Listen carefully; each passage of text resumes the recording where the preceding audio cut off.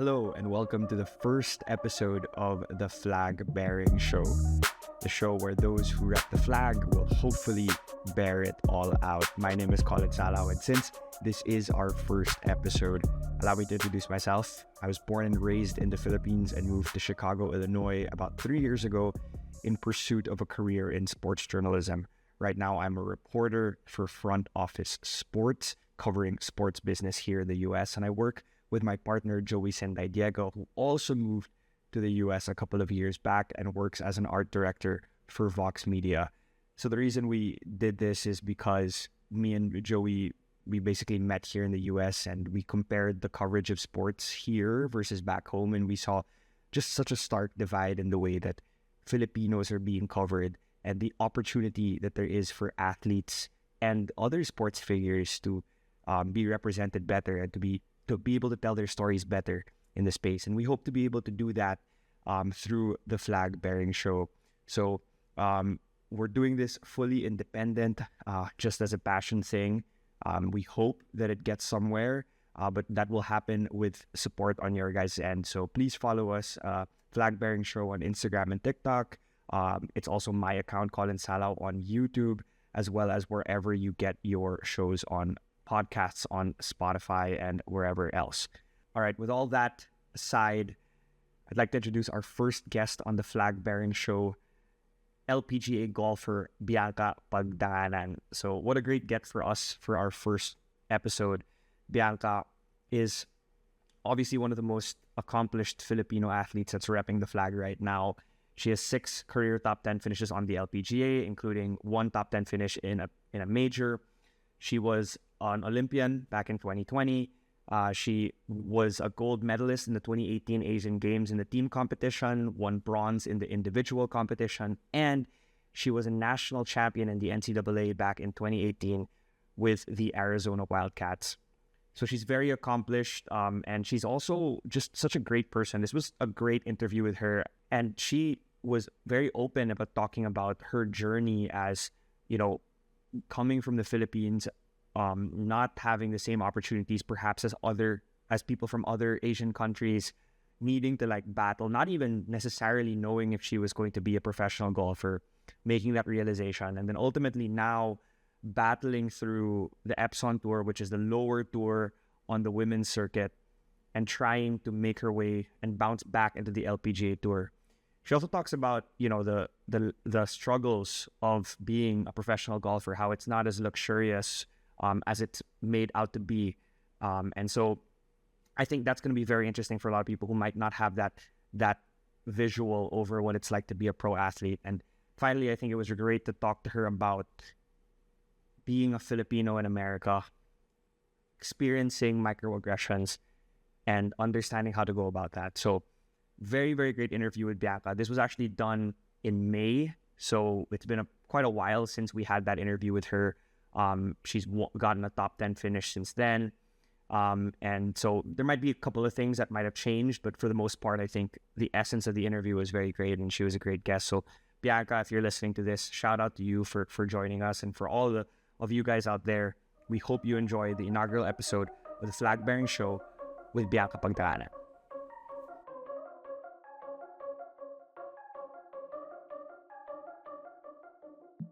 Bianca, before we press record, I said we would do a preamble about you before this.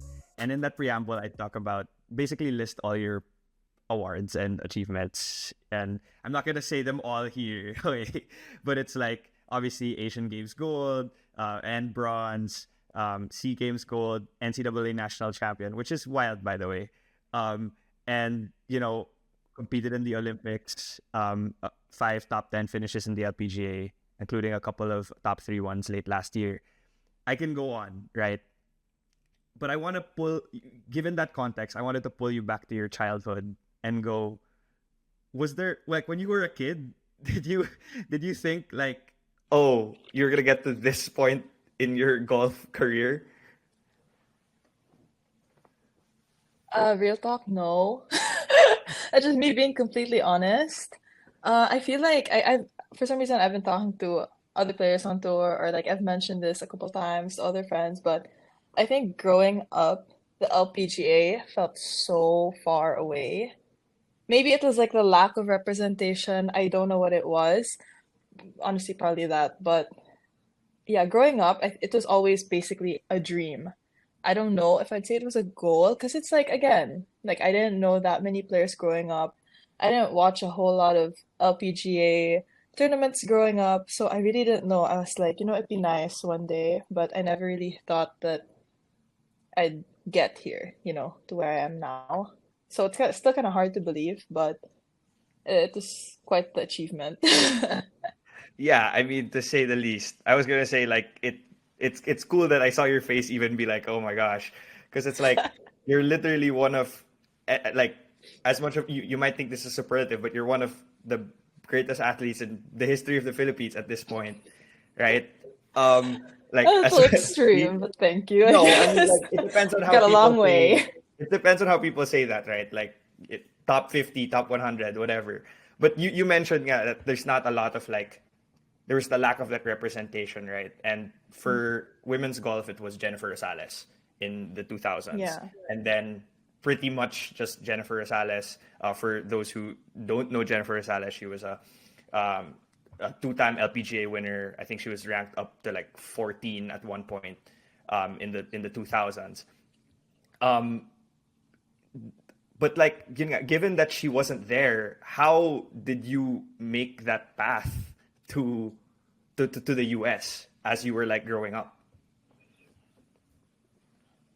I think, well, growing up, I really competed in a lot of junior events in the summer. So there's this one tournament that I would always play in Sendaydiego. It was the Callaway Junior Worlds. And I think the first step to really for me to get to where I am, I played college golf. But basically, me playing in these summer events as a junior golfer was my way of being noticed. Like, I wanted to be seen by these coaches. But unfortunately, I feel like that was my only exposure in like golf in the US. I literally just played that one event. So it was so much pressure because I was like, I have to play well. I need these coaches to see that I'm worth, a shot. I'm worth a scholarship at least. I'm worth a spot on their team. So every year I would try to qualify for that one event. And really I feel like the most crucial years are from when you're 13 to maybe 15, 16. Like that's kind of when you have to peak in order for coaches to even notice you or know you exist. I feel like obviously growing up there were a lot of big names already, and I really one of the I wasn't one of the big names. I was in the middle of the pack. I didn't really stand out. I didn't really finish top three into tournaments. I was just like, am I good enough? That was a big question. And I remember I was in the Class A division, which is basically 15 to 18-year-olds just competing, right? And it was in Torrey Pines, iconic golf course in Sendaydiego. I saw all these coaches, and it's just so cool because they were decked out in their gear. The big names were there, and I had like a couple dream schools, which yeah, I really wanted to get into, but it was hard. It was very competitive, and I remember walking with my dad, and I was like, "Dad, I want to study in the U.S." And my dad just looked at me. He's like, "We can't afford it. The only way you're really gonna get in is if you got a scholarship. So play great golf. Maybe they'll notice you. Someone takes a chance on you." And sure enough, that happened.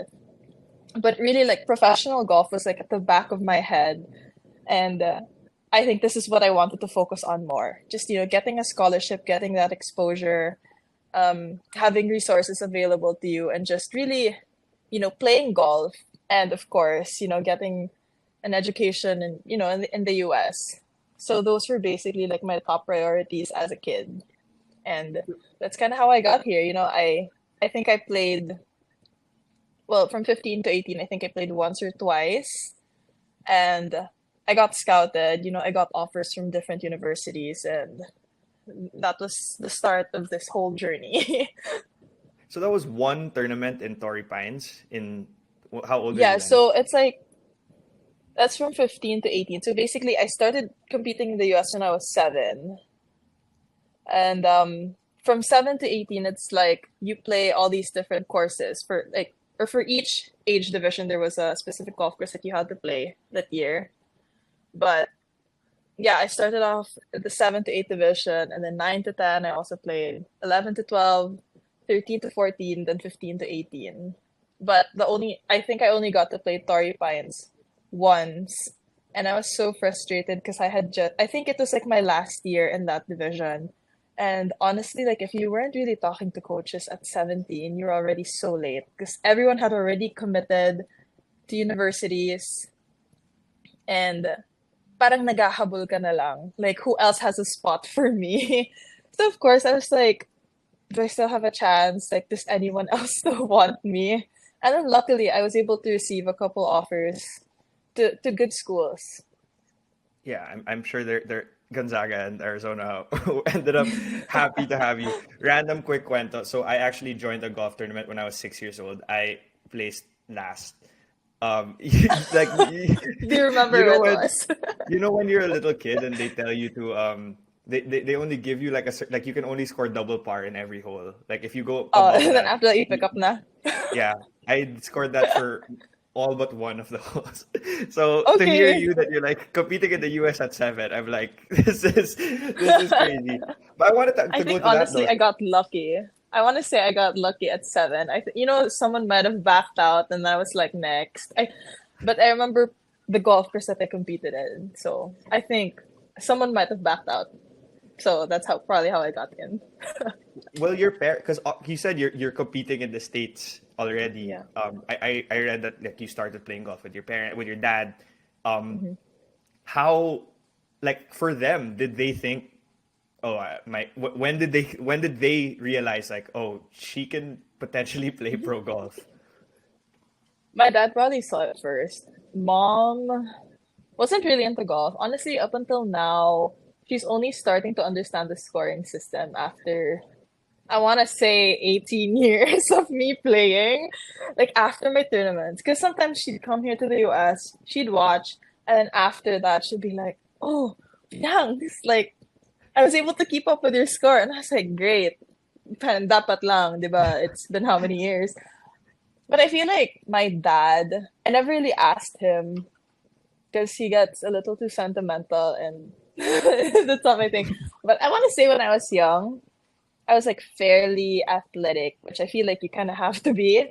Well, at least for like hand-eye coordination. My dad, I want to say, saw it at a pretty early age, 10 to 11 maybe. He was like, oh, like she can hit the ball. Like she's pretty competitive. I think that's when my dad was like, okay, it's like it's worth my time to actually, push my kid or support her into playing this sport. Yeah. So you said that you started getting recruited, but you said it was kind of late, I guess. I assume that's because you weren't sure if you were gonna come to the US or not.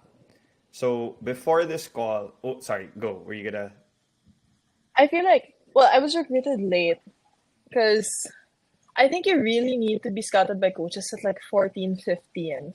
So if you play in the US at like 15, 16, that's like a really good time. That's when coaches are gonna see you and really kind of start following you from then on. Like once they know your name, they'll follow all your other tournaments. But I think I was like 15, I didn't play in the US.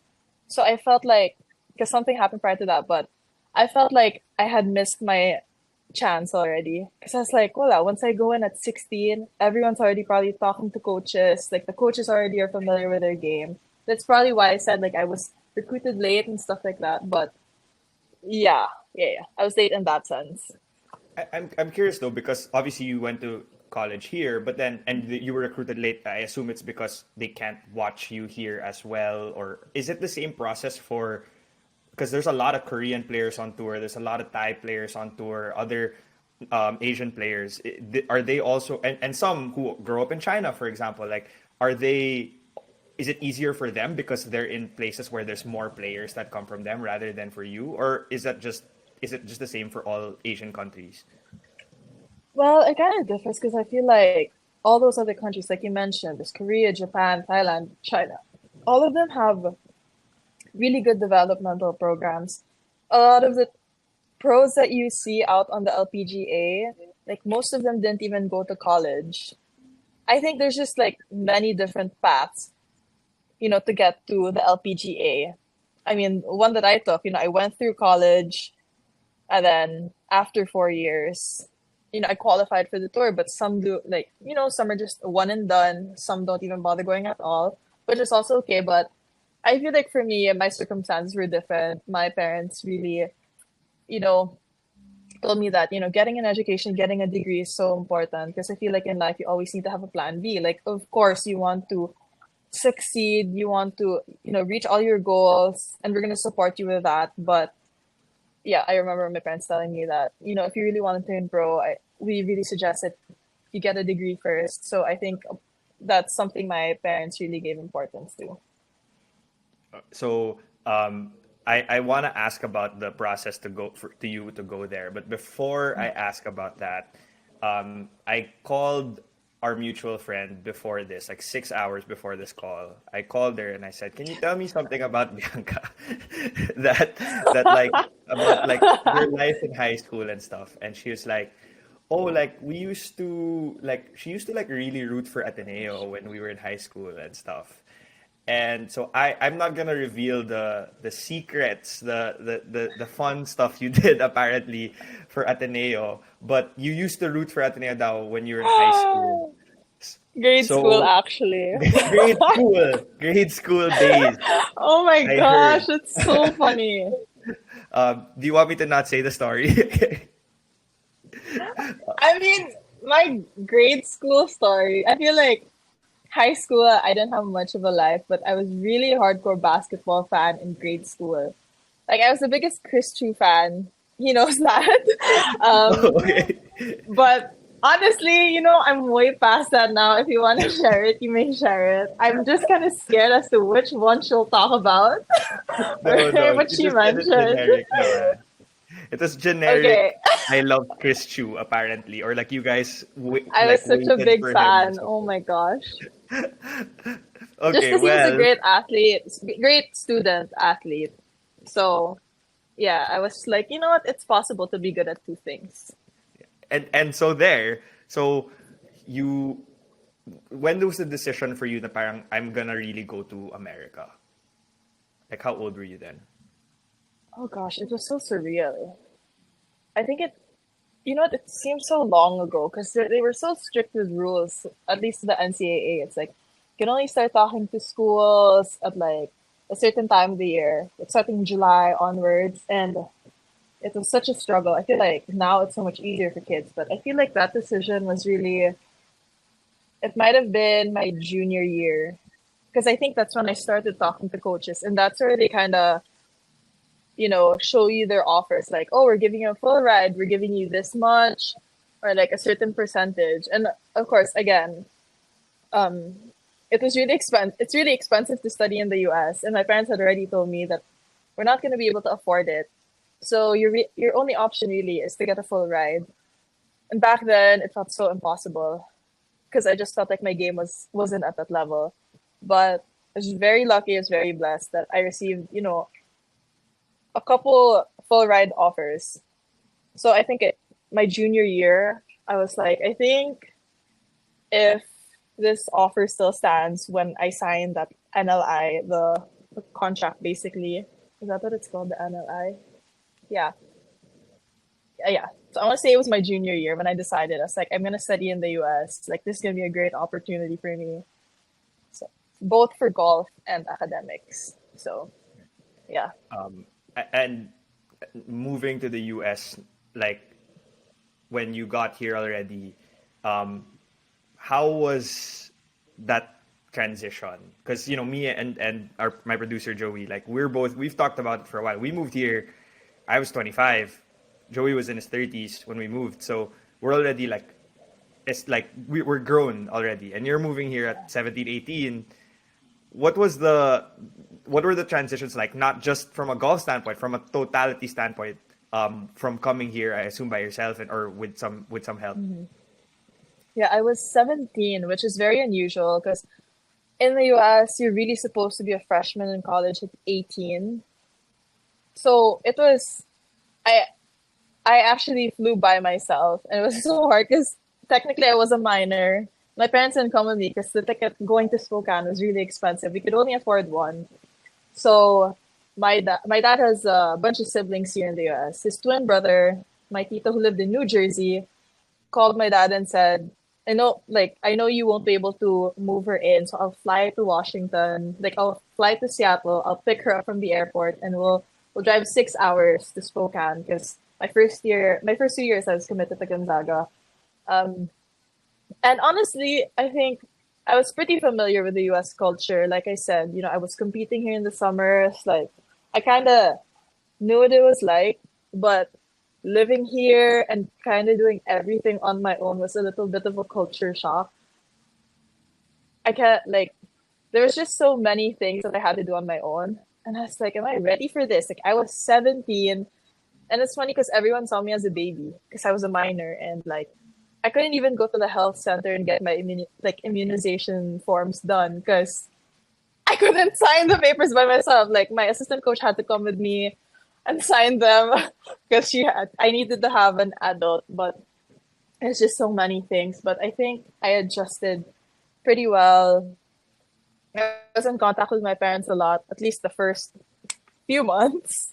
I would text them all the time. I remember the first time I had to do laundry by myself. I called my mom because I didn't know what the washers were gonna be like, if they were the twisty buttons or whatever. So I called her, I was like, Mom, how am I gonna do laundry here? I don't want to ask everyone else. They're gonna think I'm so spoiled because I didn't know how to do my own laundry. And then she was like, "It's okay." Like I already knew that I had to separate my whites and my colors. Okay, I already knew that. It was more of how to use a washing machine. And luckily, my dorm was just you just had to press the buttons. So if it was white, you just press the white button and then it'll do everything for you. So at least there was that. But I don't think I was really homesick, which was weird for me to say. But I also think it was because I was so busy trying to balance, school and golf, working around my own schedule, trying to figure out like when am I gonna eat? What am I gonna eat? What time do I have to be at workouts? What time do I have to meet with professors and stuff like that? But I didn't really have time to think about, home and being away from them. So I think I did a pretty decent job at adjusting into like a new environment. Um, Obviously, you spent 2 years in Gonzaga, um, clearly performed well, so you can move to Arizona. But in your time there, like how was golf really like? I know you said that education was so important, but then like how were you able to balance that time, like you said, because clearly you performed super well, with that pressure, with that time, in order to be like, okay, I can even move to another school at this point. It's kind of funny because remember how I told you earlier, at least when I was younger, I feel like the LPGA was always just a dream. It was so far out of reach. And I actually had some like epiphany. Well, epiphany. No, but basically for my major in Gonzaga, I needed to do an internship.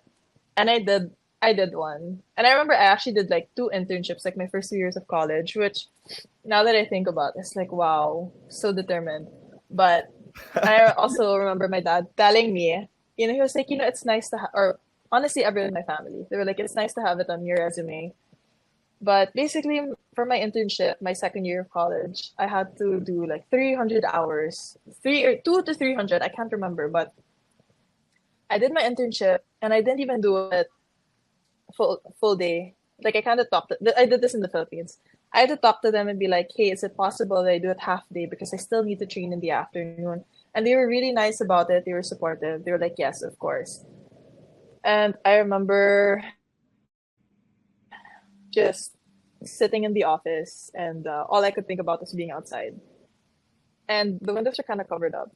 I actually did my internship at Ateneo in the athletic department. Oh my Um, god. but yeah, I was yeah, yeah. I'm just putting Okay. it out there. That's where I did it. Um, no, but like I didn't mind what I was doing, but for me, it was more of me not being able to focus in that work environment. Um, I could only think about being outside, and every like 15 minutes, I would stand up and walk around the room because I was like, I'm sitting down for too long. And then that's where I was like, oh my gosh, I think I want to be a professional golfer. Like, I think I really want to try to be on the LPGA tour. That was it. And then I remember coming home and my parents like, oh, how was your day? And I was like, I can't do it. I just can't. Like, I can't have an office, like office job, a desk job. I needed to be outside, and I think I want to become a professional golfer. And they were like, what? Like they were a little. I remember them being a little bit confused. They were like, oh wow, like this is real. And I remember them asking me, okay, what's your next step? Like, what do you want to do next? I was like, I don't know. I actually knew. I just didn't want to say it. And I was like, I don't know. And then they were bringing up um different things. They were like, do you think you need to transfer schools? Like, do you think you need a more competitive environment, better weather so you could train year round? And I was like, yeah, I guess, because it snows in Washington State, and most of the time we'd be practicing indoors, and it's just not the same as, hitting on grass, being outside. So I think that's when it started. I was like, I think I do need to transfer schools. And it was so hard for me because I had already, I had an established friend group. I loved my team. I was so close to all of them. And I just enjoyed Gonzaga, the campus. I liked the smaller school setting. I was receiving a Jesuit education. um, but yeah, it was hard for me to accept that, I needed to transfer and I needed to like leave my friends behind. I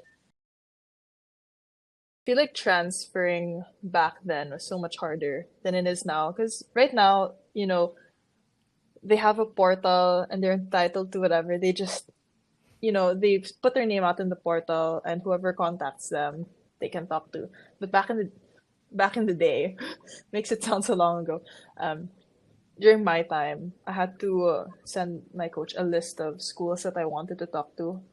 And actually, no, before that, he had to agree to release me from the school or something like that. And then I sent him a list of schools that I wanted to talk to. And he would approve of the schools that I could talk to. So, worst case scenario, he'll cross out all the schools and say that you can't talk to any of them.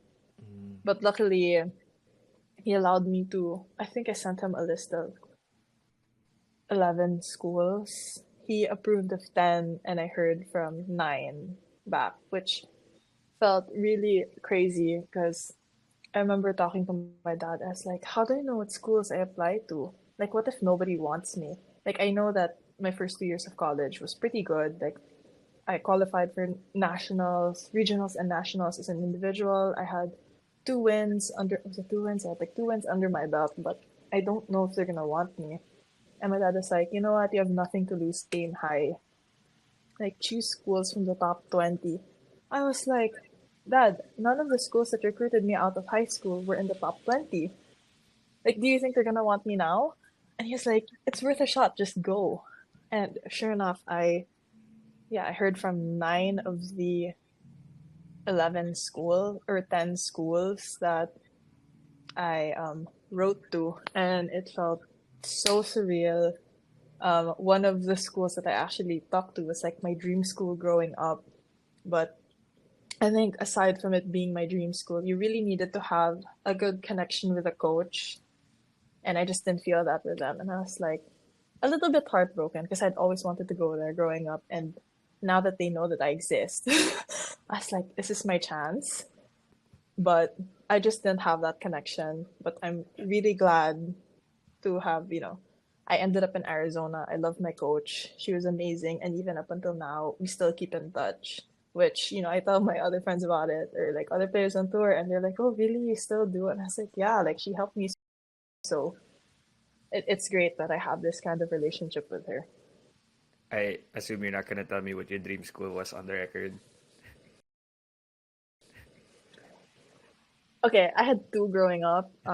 It was one was Pepperdine Okay. because of Zoe 101. The campus was really This nice. is the best story I've ever heard. Yeah. Zoe 101. Yeah. And honestly, like USC was one of my dream schools because I knew that Jennifer Rosales went there. Right. Right. But growing up, it's like they only really recruited the top players of each class, and I just wasn't there. I was just average. So I was like, oh, felt a little bit shattered, but I just couldn't feel that connection with a coach, and I felt like that was so important, especially going into my last 2 years of college. Yeah. And as I mentioned again earlier, you are an NCAA national champion. I saw you guys were you beat, I think you were eighth ranked heading into the 2018 national championship game, and then Yes. went all the way to the end. The national championship tournament went all the way to the end. Yeah. Have you looked at that, or looking back at that, where you were like, you're an NCAA national champion when 2 years before you were like, I don't even know if these schools are gonna want me. What was that feeling?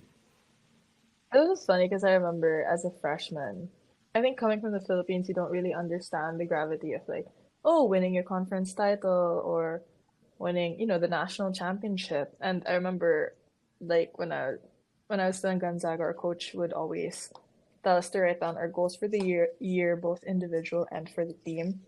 And I always wrote down like win conference as a team and as an individual, and then make it to regionals. And I said that I really wanted to be a national champion. And the fact that I was able to do that on my first year in Arizona was unreal. Because the even just getting there was so tough. I remember it clearly. Like what happened that day. We were like third, because basically the top 8 teams qualify for match play. And going to like the final round of stroke play, my team was third, and we all just played so bad that final round of stroke play that we ended up tied for eighth, meaning we needed to have a playoff to fight for that one spot. And I was like, how did we get here? And like I needed to make an eagle putt on the last to even get my team to the playoff. And I was like, I didn't know that because the beginning of the day, I was like, we're third, we're good. And then they had like these big scoreboards, and I was just like, actually no, they didn't have scoreboards. I looked over my coach's shoulder because she was looking at the scores on her phone while she was walking with me for my last two holes. I was on the 17th hole, and then for some reason I felt that she was very tense. I was like, what's going on? I just didn't say that, and I was like, what's going on? So she was on her phone, and I kind of looked over her shoulder, and I was like, why is she looking at the one on the bottom? Like, why is she looking at eight? So it's like, can't be us. Like, no, it can't be us. We were third. And then, like, the only thing she told me heading into my last two holes was, play your best golf. What's that supposed to mean? What do you mean, play your best golf? Like, what's the standard here? So I parred 17, and then 18 was a par 5. It's pretty reachable. I was like, go big or go home. I didn't even know what was going on. I hit my second shot right in the middle of the fairway. It was like 183 yards. I had a 6 iron, and then I hit it so good. I ended up on the green, and then I was walking up. I was just like, okay, like another walk, but my coach is still with me. What's going on? And then I put my bag down, and my teammates are just like, come on, B, you can do this. You got this. Why are you cheering so hard? Like, something's going on. So basically, I made the putt. My team goes wild. And then I walk off the green, and I get into the scoring tent. And I played with Lilia Vu, who was number 2 in the world, okay? I played with her. We get to the tent. She was like, you just got your team into a playoff? And I was like, what playoff? Like, what are you talking about? Like, I literally didn't know. And then, after signing my scorecard, that's when I found out that we were tied 8th and we were heading into a playoff. So, at least I was able to give my team a chance to win the national title. And then it's crazy because it's been what? How many years? 6 years? 6 years.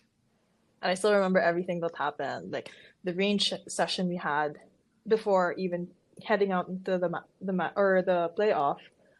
And I was like, I'm not the team captain. We don't even have that. But I'm gonna gather my team. I'm just gonna talk to them because I know they felt down after what had happened that day. So I was like, you know what? It's a fight. Like, we got ourselves into the playoff. Just give everything you got. We got nothing to lose. Come on. So they were so pumped. We ended up winning the playoff, and the rest is history. We ended up winning against top seeded schools. We were the underdog and we got the job done. So, like, if you told freshman year Bianca that you were going to win a national title with a completely different team should be like, no way. But yeah, it's it's something that's very memorable, and I'm glad to have experienced that. Yeah, it's funny because I was looking at the names of the people you're competing. I was like, you beat Lilia Vu. I was like, wait, this is at that time. Like I was like, oh my god. So for you to bring it, Yeah, quick question on that though. If you had known that you needed to make that putt, do you think it would have been so much harder to make? probably. But it's so crazy because, like, I remember standing over that putt and I just, I really saw my ball going in. Like, I was doing my pre-shot routine and then I was looking behind the ball. I was looking at the line. And for some reason, I knew it was gonna go in. It was like 30 feet. And like I already saw the line from my ball to the hole, and I was like, this is where it's gonna pass, and it's gonna go in. And then sure enough, that's what happened. And when it dropped, I was like, dang. Like super surreal. Like all my teammates were jumping, and I was like, why are they so happy? Like yeah, it's an eagle, but it's a little excessive. But after that, I knew why. But That, it definitely would have been so much harder if I knew it was at stake. that's crazy that you did it though. But obviously after that you ended up competing. I mean, in that same year you were competing for Asian Games, and then you had, and then in the last few years you've represented the Philippines in a bunch of different things. But um, I wanted to ask because do you have the tattoo of the Olympics on your Yeah, it's arm? here. Wait, let me see if I can bring it up. Yeah, here you go. Oh, that's dope. There you go. Um, I wanted something a little bit more special. I was like, let's incorporate the Philippine flag in there. So I drew something down, and then my brother's fiance like edited it a little bit because I was in my hotel in Tokyo when it happened. I was just drawing it. I was about to fly out now. I was like, you know what, Olympic rings would be nice, but like, I really take pride in representing the Philippines in like a bigger stage. Let's put it there. So I was like, the three stars in the sun or on my arm.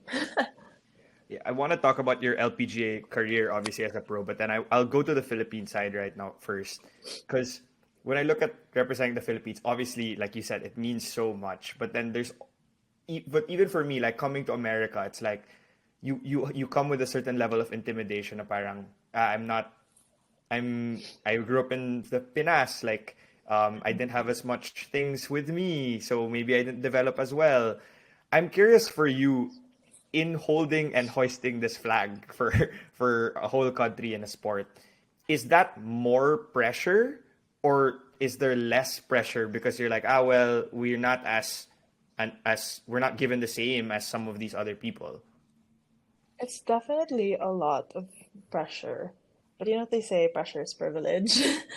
So I think I've kind of gotten used to I feel like I was given the opportunity to represent the Philippines at a very young age. Like I said, if I'd compete in the US, I'd be representing the Philippines. Um, so I think at a very young age, it was instilled in me that it's very important. Like what I'm doing was very important.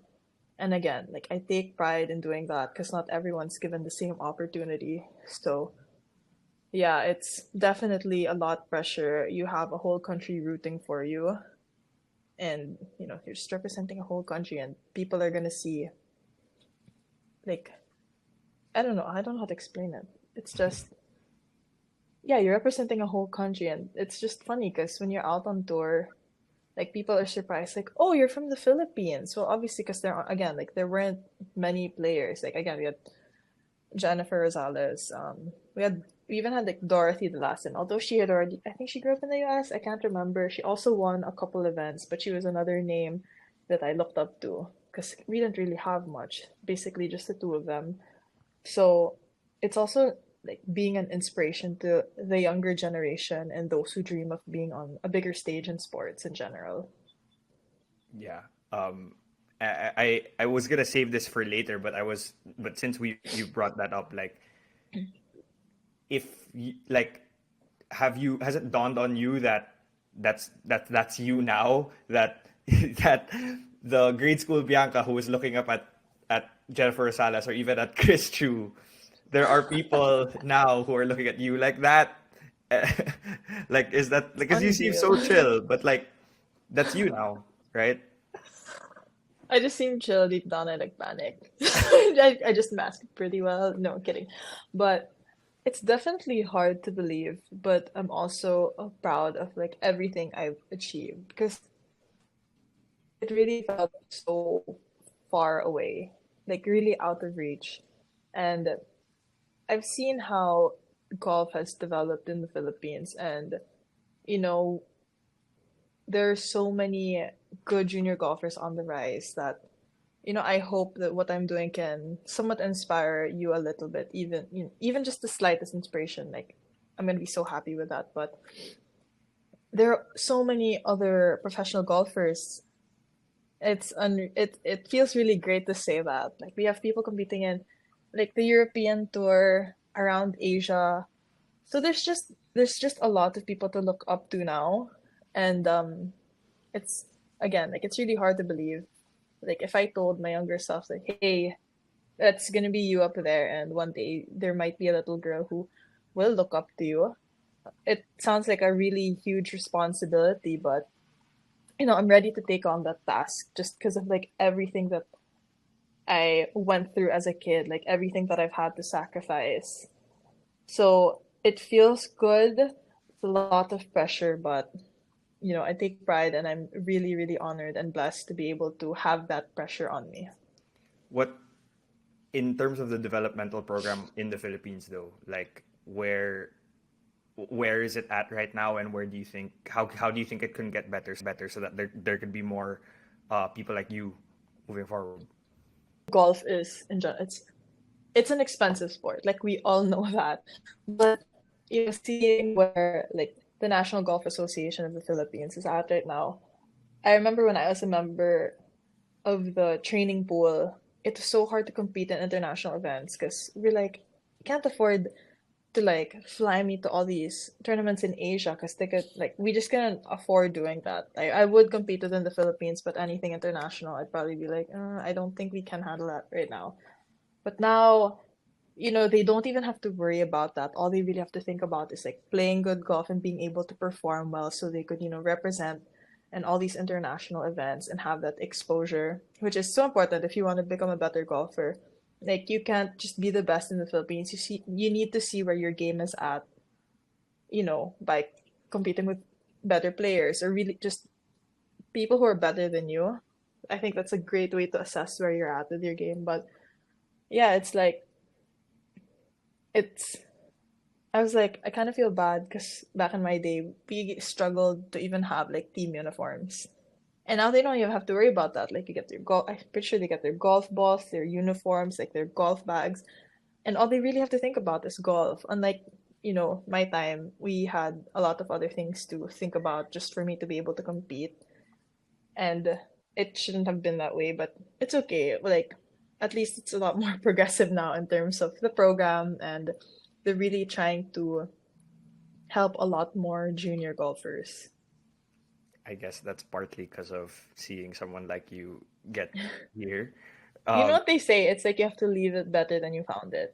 right. So this is great. Like, I love what I'm seeing, and makes me feel happy that they're taking a step to the right direction. Because like I mentioned, all the other countries in Asia, like especially in Thailand, it's crazy. Like, Right. their programs are so good. They have so many great players. Like, you have the Jitanagons, you have Patty Tavatanakit, you have Gino, and then there's so many others on the rise, and especially with Korea and Japan. So I was like, you know what?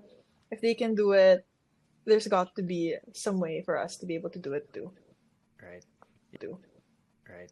Yeah, when I left the Philippines, I was playing a lot of golf. My high score is 91. so you know. That's fine. You broke 100. Okay lang. With like three mulligans. Um, Okay. pwede na yan, pwede na yan. Yeah. I want to talk about your life as a pro. We're approaching the time. I don't want to take too much of your time, but um, so Joey, my producer, he does a lot. He works for Vox, and one of the videos he did there was about the life of tennis players and being able to sustain your life when you're a top 80, 100 tennis player. I think right now in like I think you're like 125 right now Mm-hmm. with your Yeah. LPGA card. Um, can you can you illustrate to me the day-to-day life of an LPGA athlete in because I see there's Nelly Corda. There's Nelly Corda Oh, she's playing a different sport, yeah, who's man. Like, there's 5 in a row. right. There's the Nelly Cordas and Lydia Cos who've won a bajillion, and then Multiple. there's a lot of people who are professional golfers who are trying to make a living out of it and win The games. journeyman.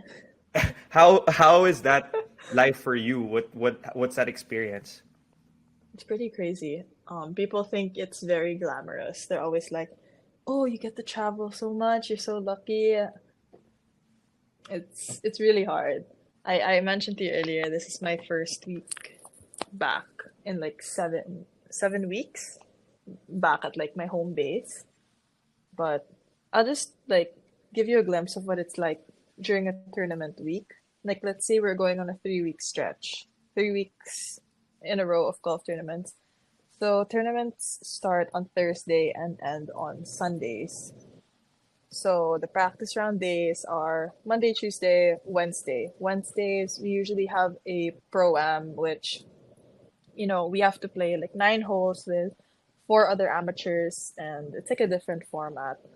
And then again, tournament starts Thursday through Sunday, and then sometimes Sundays right after the round, you fly out to your next event, or you can spend the night and then fly out Monday, and just repeat that whole process. Practice Monday, Tuesday, Wednesday, compete Thursday, Friday, Saturday, Sunday.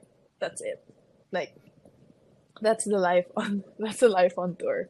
But I think I've been on tour for I've been a professional golfer for 5 years now, and I'm still learning on what routine works best for me, because I feel like in the past year it's just like golf course hotel, and it gets tiring like that. Like you need to find a way to make things enjoyable again. So like whenever you travel to a new state, different city, just try to find something fun. So you have something to look forward to. So not everything revolves around golf. So my dad travels with me full time. One thing we tried to do was like, oh, we'll find a local ice cream store. So you have something to look forward to after the round, or like, because last year I didn't have very good status. I played Epson, the developmental tour of the LPGA, and they really bring you to like all these remote places where you're just in the middle of nowhere. Um, there was one tournament we ended up in Utah in hurricane, so we ended up going to Zion National Park. So it's like there has to be something else. Like you need to have an outlet, or else it'll drive you crazy just having your life revolve around one thing. So yeah, that's my life. Thursday to Friday compete, Monday through Wednesday practice, and then Sunday night or Monday morning are my travel days. How is it like from a logistical standpoint? I mean, luckily you have your dad, but from a Mhm. logistical standpoint, because I remember I watch all these sports documentaries. I assume tennis and golf I've seen some where it's like, oh, let's say you booked your hotel for 4 days, but Mhm. you'd missed the cut that week. Like, Yeah, and what's then you gonna fly happen? out. Mhm. Do you have to like how does the logistics work, and is it your dad just doing all of that for you then? I feel like I have people who help me out with bookings and stuff, but I kind of like doing everything on my own just because Mm. I like to know what's going on. So I book my flights, I book the hotels, just because, when we travel, we go to the same places every year. The tournaments are usually in the same places. So I kind of know where to stay, or at least for some of the tournaments, we have hosts. So that's very convenient. And like we, form really good relationships with these people, and they're kind enough to like, welcome my dad and I to their homes. But yeah, usually I just do all the bookings for hotels and flights. It's a lot, but you kind of get used to it after 5 years. How is the juxtaposition between the Nelly Cordas of the world and the Lydia Kos of the world and the Daniel Kangs of the world very different from, I guess, from the rest? Like, do you see it when you're on tour? I mean, yeah, of course. I feel like I see a difference, but I don't know. It's like we do the same things every week. We compete for 4 days or two if you miss the cut, but it's kind of like have you watched Full Swing? Yeah. It's crazy because like even with the men, it's so much different. Like their lives on tour, like flying private. Because of course, like the top female golfers can do that, but they don't. And it's funny because we come across people who ask, like, "Oh, like, do you guys fly private?" I'm like, "No, we don't. It's just like the 1% of the men on tour. Like our lives are very different as compared to the men." But I feel like the difference between me and the top players aren't as different as, you know, the guys on the PGA Tour where like the top guys all fly private every week. Or there was this one episode where like Justin Thomas and Jordan Spieth like flew private to practice at a course where a major was going to be held. Like you don't see that very often out on the LPGA. Yeah. Sorry, I know we're almost at the time. Can I have a little It's bit more? okay. Yeah, of course. Like started late, so it's okay. Okay, sorry. I want to talk about what happened to It's you okay. last year.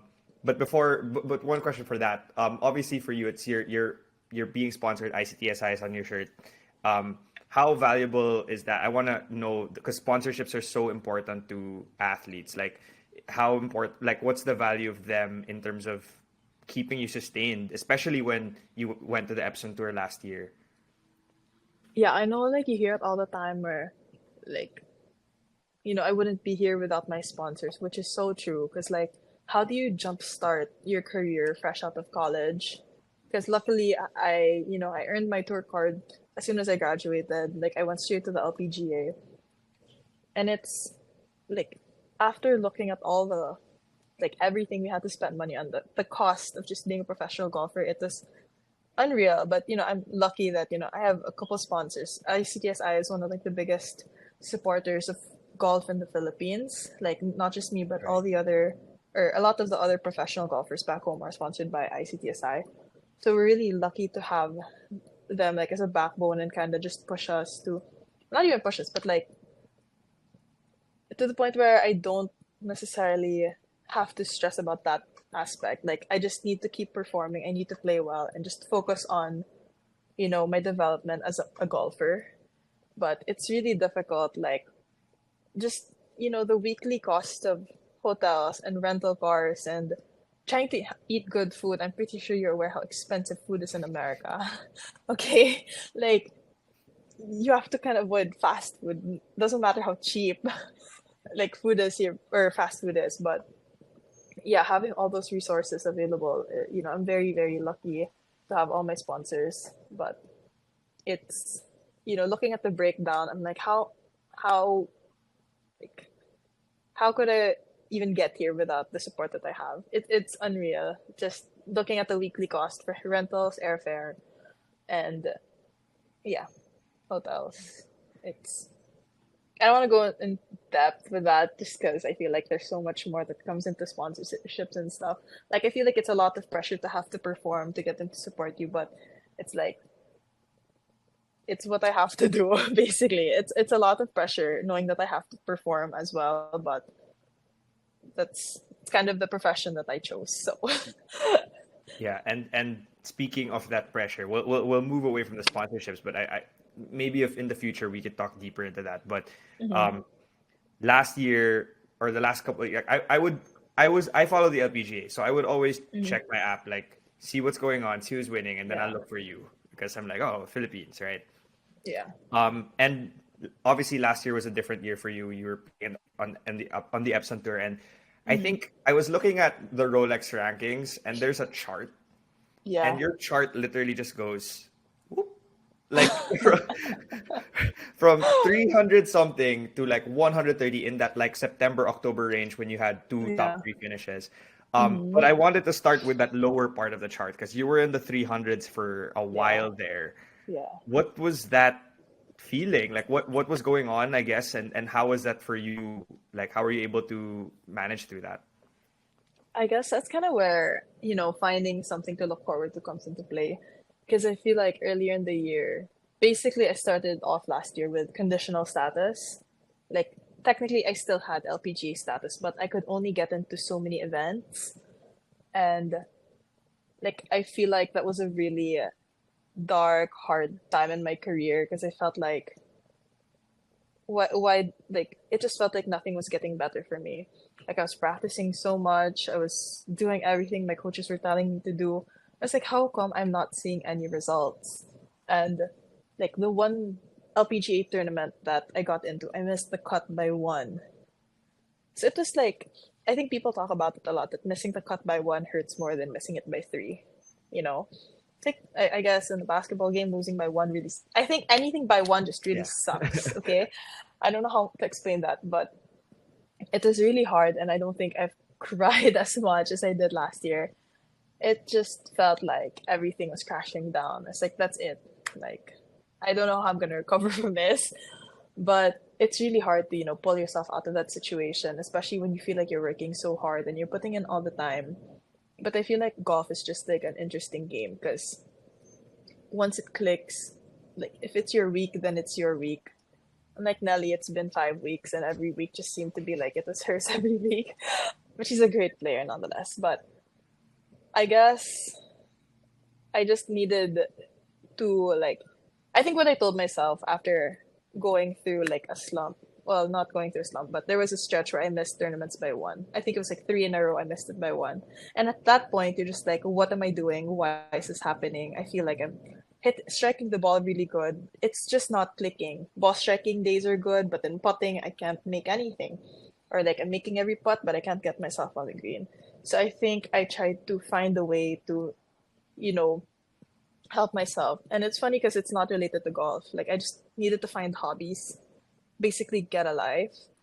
Um, because that's it. I was saying earlier, like I made golf my whole world. So when it was good, it was good. But when it was bad, like it just felt like the weight of the world was on my shoulders, like just dark. So that's what I did. Like I found hobbies. I found things outside golf that I enjoyed, whether it was like reading, watching movies, baking. I even did crocheting. But yeah, it was just like I needed something to look forward to outside golf. And I told myself once I leave the golf course, I'm not thinking about anything that I did. And I think it helped me mentally because golf is such a mental sport. And I think September, it's funny because I was in Korea before the two tournaments that I played well. I got invited to a tournament in Korea and I was hitting the ball great. I was like, wow, I feel good. And I remember my caddy was like, I think after the tournament, I didn't finish very well. I think it was like top 30 maybe. I was like, I feel like next week's going to be your week. And he wasn't my regular caddy. He was just like a friend of my caddy who just happened to live in Korea. I was like, you think so? And he's like, yeah, I think like next week's going to be your week. And from Korea, I flew straight to Arkansas for my next event. Like I flew out like Monday night, I think. And then I got to the US at Monday. I got to Arkansas at 3 p.m. and I went straight to the golf course to play 9 holes, which I don't know why I did. I just did. I called my caddy. It's like, we're playing 9 holes, and it was getting dark. And I was like, I told you my dad traveled with me full time, and that was like 1 week that he didn't travel with me because he wasn't feeling well. So I just played 9 holes, and I was like, I was really tired. I was like, I don't think this week is gonna be it. Like my body just felt down. And for some reason, it ended up being a good week. I finished tied second, I think. I was like, oh wow, okay, like that's good. At least I think at that point I was just thinking of being inside 150 or even like, yeah, inside 150 because I was like, I don't want to have to go back to second stage of Q school because it's really hard. And then after that week, I ended up being 89th in the CME points list. And I was like, that's a big jump. I'm happy with this. Like, I was pretty good at it. I was like, this means I get status for next year. And then the next week, I had to go to Dallas. So again, I flew out Sunday night after a great round on Sunday. Like everyone was texting me like, "Oh my gosh, great round." And I was like, I can't respond to any of you guys. Like I'm driving to the airport. And like that one week I was in Arkansas where my dad wasn't around. I had car problems. Like I woke up with a flat tire one day and I was like, what's going on? Like I'm so tired. But you know what? It worked out well. And then I flew to Dallas and I was like, I'm really tired now. Like those 2 weeks like killed me. And then I was like, you know what? We're not gonna have any expectations. I'm just gonna play. Sure enough, it ended up being another good week for me. And I was like, I don't know what clicked. All of a sudden, like I start the year terribly, and then I'm ending it on a good note. Like I don't think I could have asked for anything better. Just felt so surreal. I was able to finish top three 2 weeks in a row. It was hard to believe, but I was like, this is what it feels like when everything clicks, when you're hitting every good shot. When you're hitting every shot good and you're making every putt. And that was the confidence booster I needed. At that point, it didn't matter how late in the year it happened. But I'm just glad it did because you can pull yourself out of like a really dark place mentally, but it does take like a whole village. Like my family was so supportive, my coaches were so supportive, my friends were all there. And yeah, I just it feels surreal that I was able to do that. Like there's so much that goes into it and people think it's all glamorous when you're out on tour. But yeah, I'll tell I needed everyone the life. they need to take crochet to be better at Yeah. if they're struggling, you can take crochet and then Are you? Yeah. you'll win If only you'll it were get that easy, right? no, but it's so incredible. And so I'll ask then, like, where are you now? I think so. To run it down, you did T3, you were tied for third, you were tied for second, then you were tied with Taiwan, then you were tied for second there, and then I think you had a tied for 19th. So you're top 20 again, and then now you've started the year, and what do you feel now? Where are you at now? So obviously, very different from last year. Yeah. Where's your game at right now? Like I haven't had like a good couple weeks, but like I just finished a tournament in LA, and I just want to say that in my entire career, including the years that I played on Epson, I've only made 3 cuts in Southern California, 2 of which were made this year. Early in the year at Palos Verdes and last week in Wilshire, and I was just like, I think I broke the curse. I think I broke the SoCal curse. I was telling my dad because again he wasn't with me last week in LA. It's funny because my family, they're always the first ones to text me before and after my round. And like, go get it today, or like, have a great day, like we believe in you, which it's so important to have that support from your family. And I'm really lucky and blessed to have all of them for that. And then after bad rounds, they're always like, I hope you're okay. It's just, simple, motivating messages that really do mean a lot. And after last week, I played terrible. Like, I started really good, but I just couldn't find my game the rest of the week. And they were like, I hope you're okay. Like, we're still so proud of you. And the first thing I told them was, like, I'm 2-0 for SoCal this year, guys. Like, trust me when I say that I am okay. Because I was like thinking about it. If this had happened to me last year, I feel like I would have reacted to it differently. But I think there's been a shift in like my mindset where it's like, every week is just a new opportunity to play good golf. It's just a brand new week. Like forget what happened last week. There's nothing you can do to change that. But I try to find or take away the positives, which I feel like I say a lot. But yeah, like last week I was just like, oh my gosh, I made the cut in LA. And it's like what? I think my record now for Southern California is Bianca 3, SoCal 6. And you So want to go to college there? who knows? It might have been 6 for like what 9 for 9 if I did go to college in Southern. I'm kidding. I'm kidding. But yeah, my dad was just like, I didn't even know that stat. I was like, yeah, because why would I mention that heading into the week? Like I didn't want that at the back of my head. Like of course I'm gonna tell you after the tournament that hey, I've never made a cut in LA, but I did this week. So um I feel like mentally I'm in a little bit of a more stable um what how do I say this? Like I think my mental state for the game is just okay. Like I don't get too high or too low. That sounds really weird. But I don't yeah. You sound Like like there a aren't too many professional ups athlete. and downs. Yeah, there aren't too many like ups and downs. Like I just kind of regulate my emotions kind of deal.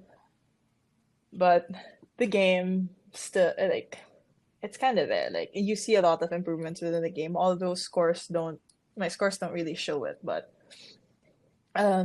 yeah, you just continue to work hard every week, try to get better.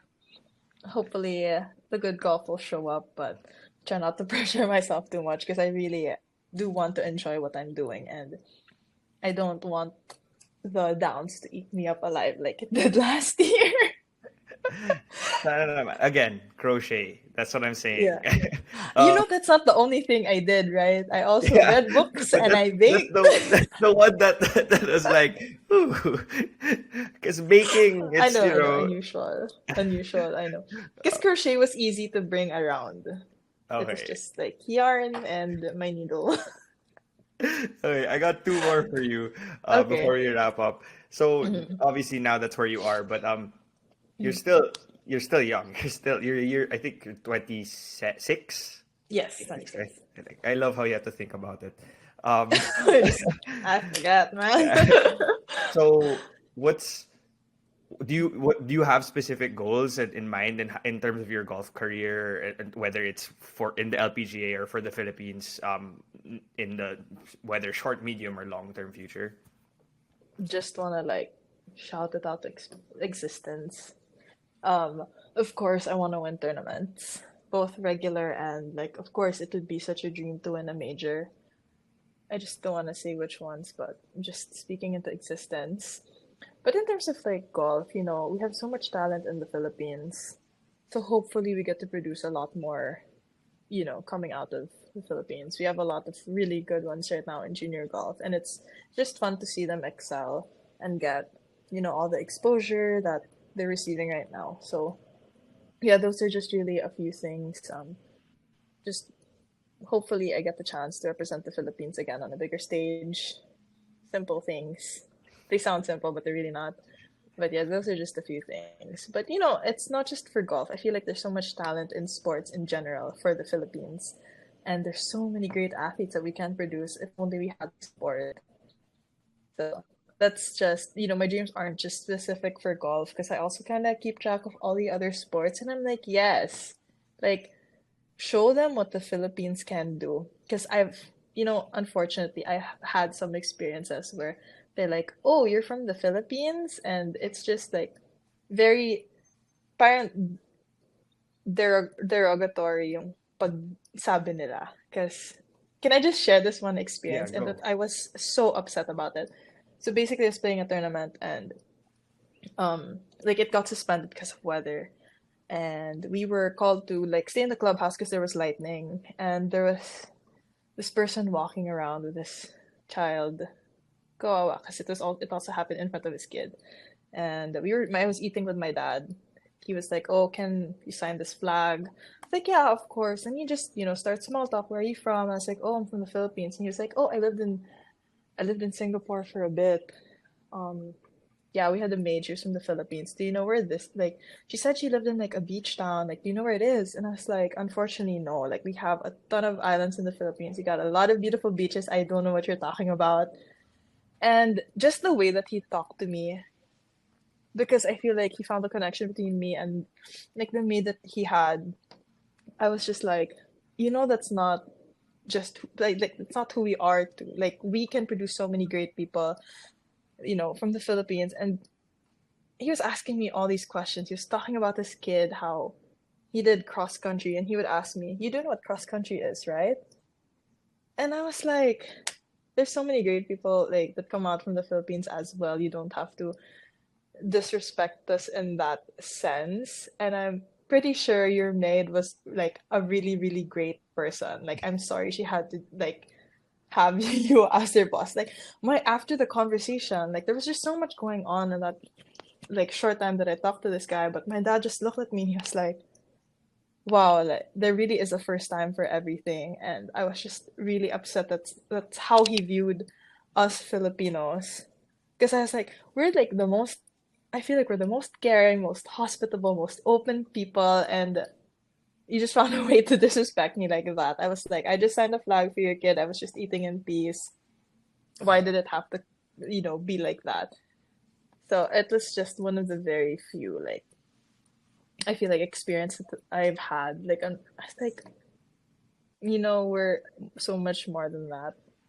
No, that thanks for sharing that because I've definitely experienced that during my time here where even from people who I like or are my friends, and it's Yeah, it's not as blatant as that for sure, but they'll yeah, ask like, "Oh, do you have this back home?" or yeah, in a very yeah. innocent way, but like Is this it's like, considered like microaggression or I don't yeah, know, but it's just a lot of things. But for me, the one thing that really gets me is, wow, your English is really good. yeah, Okay, that's that. I'm like, oh, thank you very much. Like, I grew up speaking in English. yeah, Thank you. yeah. It's But clear they don't know, right? yeah. So I think it's like another way of showcasing that, hey, there's a lot of talent in the Philippines. We can also perform on the big stage. We can compete at this level, just like everyone else in the world. So yeah, it's, I think that's like another motivation for me.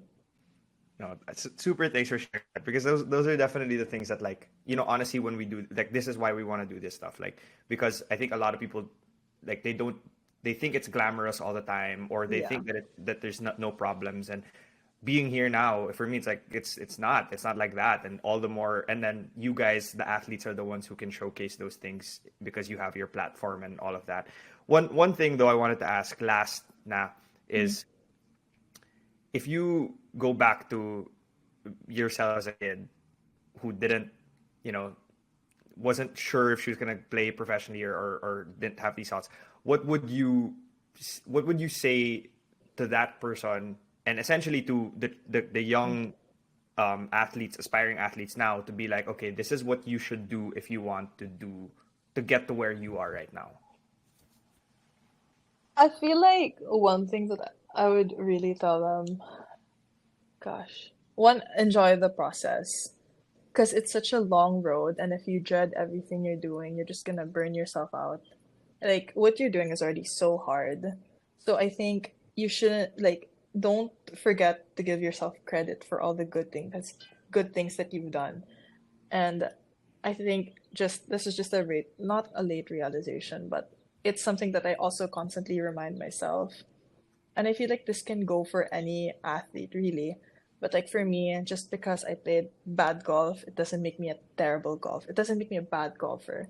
So like if you had a meet or if you performed or if you just like had a bad day, it doesn't make you a bad person. It doesn't reflect who you are. It's just that, we all have to go through the ups and downs of our, respective sports. But it doesn't mean that you are a terrible athlete and that doesn't erase like everything you've worked hard for. It's just that, like I said, we have to go through ups and downs and it's part of the journey. It's a long process. You have to sacrifice a lot of things. Like a very common one is social life, which I don't really think I had a lot of growing up.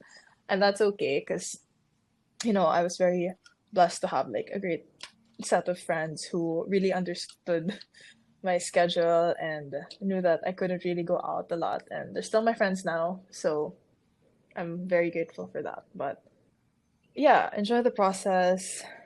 It's okay to have bad days. Thank you. Enjoy what you're doing. Thanks for that. Good luck for the rest of the season. I think obviously you're repping, but Oh, one you're on last the thing I oh forgot. well, Your score doesn't define who you are. yeah, That's yeah. it. That's what I said when I scored like a 120 or a 131. So, um, I actually me as a 6-year-old playing golf, I would have needed that one when I It's okay. Your You're score not a doesn't bad define you. person. Yeah. You're not a terrible athlete. I love it though. Like all the things like it's really like I went through these years already Yeah. and this is what I got. And that's what exactly what we were hoping for. No, because I feel like even after 5 years of being a professional, I still continue to learn. You really think you would know everything by now, but no, like 5 years is still really early, like for your, career. Like there's still so much to learn, and you have to be open to learning new things. You can't just come in thinking that you know everything because it'll eat you up. So you have to, yeah, be open to a lot of new things because I think that's really the only way you'll get better. Dito na ba? Like, are you planning to be here for a long time, or is that have you thought about that? Honestly, I don't know. I just feel like it's hard as a woman because I feel like you have to have a certain timeline. It really depends. Like there are a lot of things to consider, but I feel like I think I don't know. It's hard because I know I spent my formative years here in the US. Like I've been here since I was 17, and I've spent more time here than I have in the Philippines in like almost 10 years. But it's hard because like when I'm here, parang obviously buong pamilya ko nasa Pilipinas. Like everyone I care about is back home. But then when I'm back there, parang inisip ko, parang shucks. Like I have a life, like I've established a life in the US as well. So identity crisis for sure. For short. So I really don't know yet. I think in terms of my career, I want to be playing for a while. Maybe probably not until I'm 40. I don't know. Probably not that long, but I guess I'm gonna have to give myself a timeline for that. So I can, reach all my goals. Like all the goals that I've set for myself. But I feel like in terms of, kung saan ko ba talaga gusto, di ko alam. Parang medyo in between pa ako. Kung di ko alam ko sa Pilipinas or dito, So yeah, haven't thought that far. I'll save it for this. When you win your first major, or like 3 tournaments, you'll get a message from me like a week later, and I'll be like, "So Life update. yeah, so when are you, now that you've won, are you gonna reach 40? Or like, do you want more, or are you satisfied? Parang okay na ako. We're gonna keep pushing. Hanggang saan ko ba kaya? Yeah. Yeah. I feel like, as an athlete, you have to be somewhat of a perfectionist. Oh yeah. Okay. So we'll see. Yeah, I always tell my friends the best athletes are the sickos. Like they're actually like So sick. funny. Like I know we're going off topic, but it's funny when I play with like non-professional golfers. And like, when you hit the shot, you feel na it's bad na. And like, let go. My God, ano ba ginawa ko? Like, ano ba yun? And they'd be like, oh, it looked fine. I'm like, no, it felt so different. Like, I didn't even hit it in the center of the face. And they're just like, it's on the green. I'm like, no, don't understand. Like, that's not how I executed the shot. But you're right. Somewhat, you have to be a sicko, I guess. You have to be a sicko. That's part of it. I'm excited to learn more from the sickos that I talked to through this process. But I super appreciate all that you shared. It was super interesting. So thank you again. And we look forward to like watching you and again until you win that major or a few tournaments. Majors na. Damihan na natin. Majors na. Thank you. Okay. No, but thank you for even inviting me. I enjoyed the conversation. And I feel happy that, I get to share my journey. Because like I said, there's so many ways, at least for golf, there's so many ways to get to professional golf. And, the route that I took was just one of the many, let's just say few ways to get to, the LPGA tour.